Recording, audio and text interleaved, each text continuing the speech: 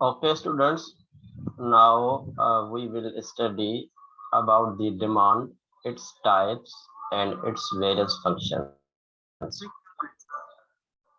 इससे पहले हमने मैक्रोइकोनॉमिक्स को डिस्कस किया। आज जो हमारा टॉपिक है वो डिमांड के हवाले से है कि डिमांड क्या है और डिमांड की इम्पोर्टेंस क्या है इकोनॉमिक्स पॉइंट ऑफ व्यू से। Demand, it refers to the quantity of a commodity which a consumer is willing to buy at a particular price during a particular period of time. Demand में क्या है कि किसी भी चीज की कोई भी क्वांटिटी, किसी भी चीज की कोई भी क्वांटिटी जो हम विलिंग होते हैं उसको परचेज करने के लिए, और वो चीज़ जो हमें चाहिए होती है वो मखसूस किसी टाइम पीरियड के लिए होती है। जैसे हम सर्दियों में मुख्तलिफ चीज़ों की जो है वो ज़रूरियात को नीड में रखते हैं, या गर्मियों में हमें मुख्तलिफ चीज़ों की ज़रूरत होती है जो हम चाहते हैं कि हमारी अभी और इसी वक्त वो जो डिमांड है वो हमारी कंप्लीट हो जाए। तो डिमांड का जो ताल्लुक है एक तो क्वांटिटी से है, और सेकंड में हमें टाइम पीरियड देखते हैं, और थर्ड में एक स्पेसिफिक हम प्राइस देखते हैं कि इस प्राइस में इस टाइम पे ये मुझे चीज़ चाहिए, तो वो डिमांड कहलाती है। सेकंड में है कि डिमांड फंक्शन। डिमांड फंक्शन क्या है? फंक्शंस का जो आपको मतलब है पता है कि रिलेशन बिटवीन टू गुड्स और variables. Function is a relation between two variables.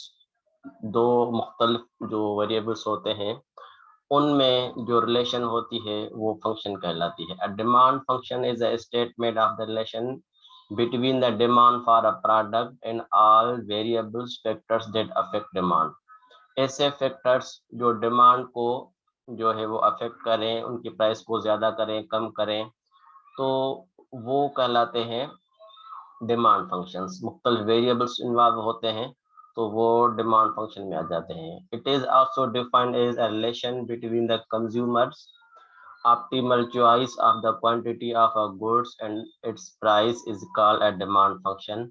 तो जैसे हम कहते हैं कि कंज्यूमर की जो भी चॉइस होती है, कंज्यूमर की जो भी चॉइस होती है कि मुझे इस टाइम पे ये जो क्वांटिटी इतनी चाहिए और इतनी प्राइस में, तो जब वो उन दोनों को हम मेजर करने की कोशिश करते हैं, या उनको देखने की कोशिश करते हैं, या डायग्नोज करने की कोशिश करते हैं, तो वहाँ पे हमें मुख्तलिफ फैक्टर्स नज़र आते हैं जो उस चीज़ को बहुत ज़्यादा हाईलाइट करते हैं, और उसका एक फंक्शन या रिलेशन क्रिएट वहाँ पे हमें नज़र आती है। It's formula for demand function is quantity is equal to demand, और ब्रैकेट में प्राइस है। मीन्स अगर प्राइस का फैक्टर जो है वो आगे पीछे हम करेंगे तो डिमांड पे बहुत ज़्यादा असर पड़ेगा। तो ये रिलेशन हमें यहाँ पे नज़र आती है। There are two types of demand function: individual demand function, market demand function. Individual में नेम से ही पता चलता है कि हाउस होल्ड्स जितने भी होते हैं उसकी इंडिविजुअल अलग अलग डिमांड्स होती हैं, और उनके ही उनका ही फंक्शन मुख्तलिफ चीज़ों से होता है। सम टाइम प्राइस से होता है, और सम टाइम जो है वो उस जो है वो टाइम पीरियड से होता है। मार्केट में मीन्स ओवरऑल डिमांड जो हमारे मार्केट में है वो हम उसको ले आते हैं अपने प्रोसीजर में। इंडिविजुअल डिमांड फंक्शन को यहाँ पे एक्सप्लेन करते हैं। It shows how demand for a commodity by an individual consumer in the market is related to its various determinants. जैसे डिटर्मिनेंट क्या है कि प्राइस है, price of X good, price of X good, और हमारी जो है वो इनकम है, या हमारे टैक्सेस हैं, एक्सपेंडिचर है, मुख्तलिफ जो है वो चीज़ें इसमें हम रख लेते हैं गुड्स की, जिससे हमारी जो इंडिविजुअल डिमांड है वो आगे पीछे हो जाती है। Price of commodity, other things being equal, with the rise in the price of commodity demand, its demand contract, and with a fall in price its demand extend. This inverse relation between price of the commodity and its demand is called law of demand. Law of demand का भी यहाँ पे जिक्र हो रहा है कि जिस तरह से अगर जो है वो प्राइसेस बढ़ जाएंगी तो डिमांड हमारी कम हो जाएगी, और अगर प्राइस लो हो जाएगी तो डिमांड हमारी बढ़ जाएगी। तो ये एक बहुत बड़ा रिलेशन जिसे फंक्शन कहते हैं डिमांड के हवाले से इकोनॉमिक पॉइंट ऑफ व्यू से ज्यादा डिस्कस में आता है। Price of the other goods, जैसे कुछ और गुड्स होती हैं जिनकी वजह से प्राइस इंक्रीज हो जाती है। Demand for goods X is influenced by the price of other goods Z is called cross price demand। Cross price demand में भी यही होता है कि सपोज करें कि अगर हम पेट्रोल की कीमतों को देखें तो पेट्रोल की जब जो वो प्राइस है या कीमत है वो राइज हो जाती है तो मुख्तलिफ चीज़ें और महंगी हो जाती हैं और उनका इम्पेक्ट नज़र हमें आता है। तो इस तरह भी कुछ अदर गुड्स की होती है, इसको हम क्रॉस में लेके आते हैं। Income of the consumer change in the time. Income of the consumer है कि change in the income of a consumer also influence is demand for different goods. जब उनकी इनकम चेंज हो जाती है तो ऑटोमेटिक वो ऐसी चीजें परचेज करता है जो उसके इनकम के हिसाब से हो। The demand for normal goods tend to increase with increase in income and vice versa. And other hand, the demand for inferior goods like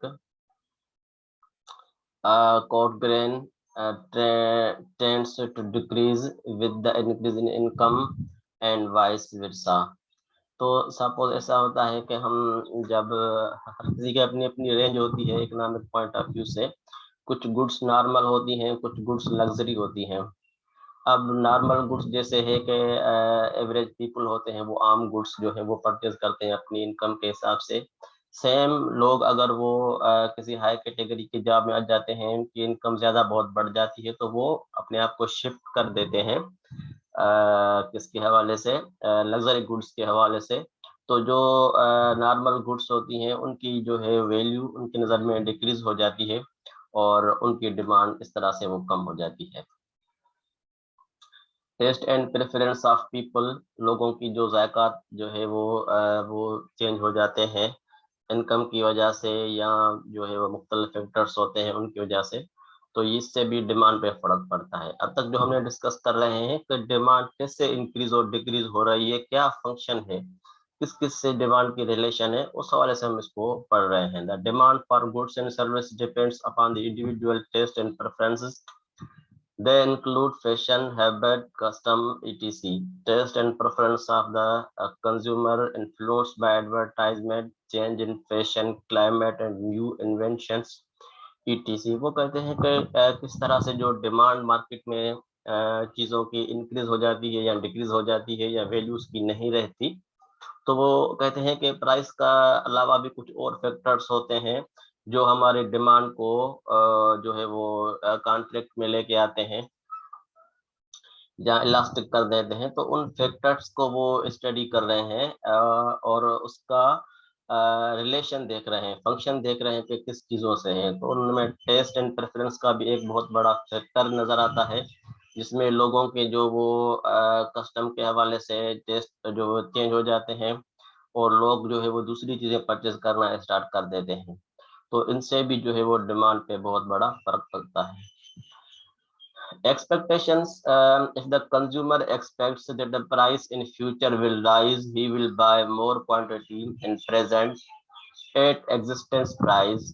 Likewise, if the consumer expects that price in future will fall, he will buy less quantity in present or may even postpone his demand।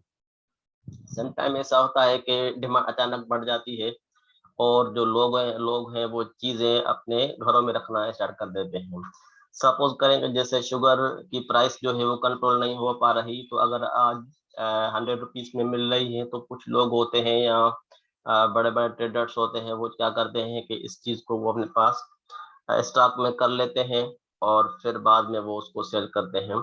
तो जो उनकी eight ए time वो चीज़ों को demand करते हैं कि सारी चीज़ एक तरफ चली जाती है, तो वो फ्यूचर में क्या हो जाता है कि उसकी शॉर्टेज हो जाती है। तो इस वक्त उसकी डिमांड जो है वो बहुत ज़्यादा बढ़ जाती है। या फिर ऐसा होता है के मुख्तलिफ मीन्स रीजंस आते हैं फ्यूचर एंड प्रेजेंट के हवाले से, तो वो भी डिमांड पे देखते हैं साइकोलॉजिकल असरात। Market demand function shows how market demand for commodity is related to its various determinant. It is expressed as market demand का फंक्शन किस तरह है। जैसे हम जाते हैं कि मुख्तलिफ कमोडिटीज हैं, तो जब हम परचेज करते हैं उनकी प्राइस राइज होती है, बढ़ जाती है, तो किस तरह से वो डिमांड जो है वो मैनेज होती है। अब इसमें है कि मार्केट डिमांड वो फंक्शन है जिसमें यह है P price of X good, price of R goods, और इनकम है और टेस्ट है हमारा जो है वो, ये जो टर्म्स हम देख रहे हैं, तो ये इसमें मैथमेटिकल पॉइंट ऑफ व्यू से ये मुख्तलिफ चीज़ों के शॉर्ट फॉर्म्स हैं। जैसे टी है तो टी को हम टेस्ट का वो लगाते हैं, तो इस तरह से हम वो करते हैं। पी को हम प्राइस का वो ले लेते हैं short form. Apart from the above factors, we can say that only two types of new factors are added in market demand function. These are N, population size, and Y, distribution of income. ये two factors new इन्होंने include कर दिए हैं जो before हमने individual demand में देखा था। अब इसमें ये है कि distribution of national income and population size बहुत बड़ा जो ये वो बहुत बड़े फैक्टर्स हैं ये, कि अगर पॉपुलेशन साइज इंक्रीज होती है तो जाहिर है नेशनल इनकम को भी इंक्रीज होना है। जब नेशनल इंक्रीज हो जाएगी तो ऑटोमेटिक डिमांड पे उसका फर्क पड़ेगा। The explanation of these two factors is under population size demand increase with population size, demand increase with increase in population and decrease with decrease in population. That is because within increase in population size, the number of buyers of product tend to increase. Composition of population also affects demand. If composition of population change, female population increase, demand for goods mean for women will go up. Population के increase होने से demand increase हो जाती है और ये positive impact पड़ता है इकोनॉमिक पॉइंट ऑफ व्यू से।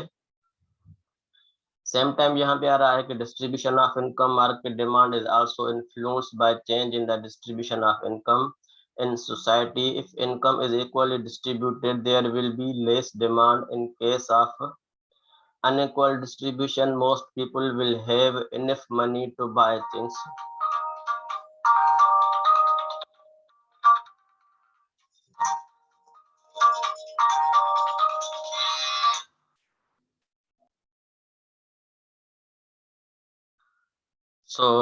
जैसे डिस्ट्रीब्यूशन ऑफ नेशनल हमारा जो इनकम है वो अगर इंक्रीज हो जाती है तो इसका सीधा सीधा इम्पैक्ट या जो रिलेशन हम कहते हैं वो पड़ती है डिमांड पे, क्योंकि इनकम का बढ़ जाना फिर मीन्स लोगों के पास परचेजिंग पावर ज़्यादा आ जाएगा और उस परचेजिंग पावर के हिसाब से वो मुख्तलिफ चीज़ें परचेज करना वो स्टार्ट कर देंगे। Direct demand and drive demand. Direct demand refers to demand for goods meant for final consumption. It is the demand for consumers goods like food items, ready-made garments, and houses. By contrast, drive demand refers to demand for goods which are needed for further production. It is the demand for producers goods like industrial raw material, machine, tools and equipment etc. इसमें simply ये है कि direct demand जो आप जाते हैं और कोई चीज़ परचेज कर ली, आपने क्लॉथ परचेज कर लिए, आपने फूड परचेज कर लिया, आपने गाड़ी खरीद कर ली, आपने जो है वो खिलौने खरीद कर लिए बच्चों के, जो भी आपको ज़रूरियात हैं वो आपने डायरेक्टली वो अपनी फुलफिल कर दी। सम टाइम ऐसा होता है कि ड्राइव डिमांड की नीड हो जाती है कि आपको आटे की जगह गंदम की ज़रूरत है, तो गंदम की नीड बढ़ जाती है। या फिर क्लॉथ की जगह जो है वो कॉटन की डिमांड बढ़ जाती है। तो ये सारी ड्राइव डिमांड्स होती हैं जिनकी वजह से दूसरी डिमांड जो है वो इंक्रीज हो जाती है। मोस्टली जो रॉ मटेरियल्स होते हैं वो हमारे ड्राइव डिमांड्स में आ जाते हैं।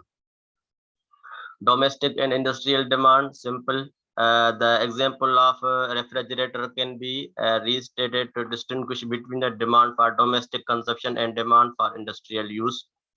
In case of certain industrial raw material which can also be used for domestic purpose, this distinction is very meaningful. Domestic demands का ही ताल्लुक इंडस्ट्रियल डिमांड से होता है। अगर डोमेस्टिक चीज़ों की परचेज या जो डिमांड ज़्यादा हो जाएगी तो इंडस्ट्रीज की डिमांड ऑटोमेटिक इंक्रीज हो जाएगी। Simple.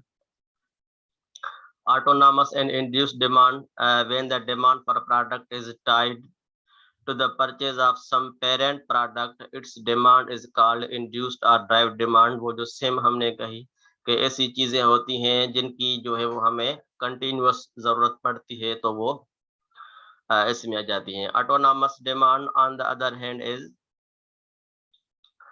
not derived or included unless product is totally independent of the use of other products। Sometime ऐसा होता है कि मुख्तलिफ ऐसी गुड्स होती हैं जिनका पेरेंट गुड से ताल्लुक नहीं होता, सिर्फ हमें वो ही चाहिए होती हैं जो कि मोस्टली हमारे रोज़मर्रा की चीज़ें होती हैं उसमें वो हमारी डिमांड होती है। जैसे हमें फूड जो है वो चाहिए होता है, उसमें हम किससे कंप्रोमाइज़ नहीं कर सकते। या जैसे हम पानी का देखें इस्तेमाल लेके तो वो ऐसी डिमांड्स हैं जो हमें चाहिए होती हैं।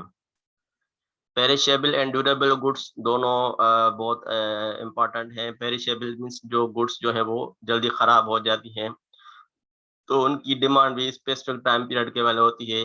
जैसे बर्फ़ है उसकी पेरिशेबल है तो उसकी डिमांड, या अंडे होते हैं तो उसकी जो डिमांड्स है, या ब्रेड्स कुछ होते होते हैं जिसको हम बहुत ज़्यादा देर तक वो स्टोर नहीं कर पाते। और ड्यूरेबल गुड्स की डिमांड्स बहुत ड्यूरेबल ही होती है। जैसे हमारे ऐसी चीज़ें जो ख़राब नहीं हो, तो मोस्टली जो लग्ज़री आइटम्स होते हैं या टेबल्स, चेयर्स इस तरह की चीज़ें होती हैं, लग्ज़री वो ड्यूरेबल में जाती हैं। New and replacement demands, if the purchase or acquisition of an item is meant as an addition to stock, it is a new demand। If the purchase of an item is meant for maintaining the old stock of capital asset is replacement demand। New demand हमें new चीज़ें जो होती हैं, और replacement demand चीज़ें कुछ जो है वो ख़राब हो जाती हैं और हमारे जैसे कैपिटल्स हैं वो अक्सर तौर पे जो क्या होते हैं कि हमें उन पे रिप्लेस करवाते हैं और न्यू चीज़ें उनके हिसाब से हम परचेज कराते हैं। तो इस तरह की डिमांड्स रहती है। Final and intermediate demands, the distinction between again based on the type of goods, final और इंटरमीडिएट। सेम वो जो आ रहा है, हमने रॉ मटेरियल का कहा था कि ड्राइव डिमांड कहाँ से आती है, वो इंटरमीडिएट आ जाती है, और फाइनल्स मीन जो हमारी डिमांड होती है। तो ये इस हवाले से है। इंडिविजुअल मार्केट डिमांड को हमने पहले भी डिस्कस किया है कि individual demand means quantity demanded of a good by an individual consumer at various prices per unit of time. Market demand means the aggregate of the quantities demanded by all consumer in market at different price is period of time। Simply thank you। तो means ये demand के बारे में था। अब demand के हवाले से जो हमारा नेक्स्ट लेक्चर होगा वो होगा इलास्टिसिटी ऑफ डिमांड, कि डिमांड किस तरह से इलास्टिक हो रही है। तो चलते हैं हम नेक्स्ट लेक्चर के अंदर।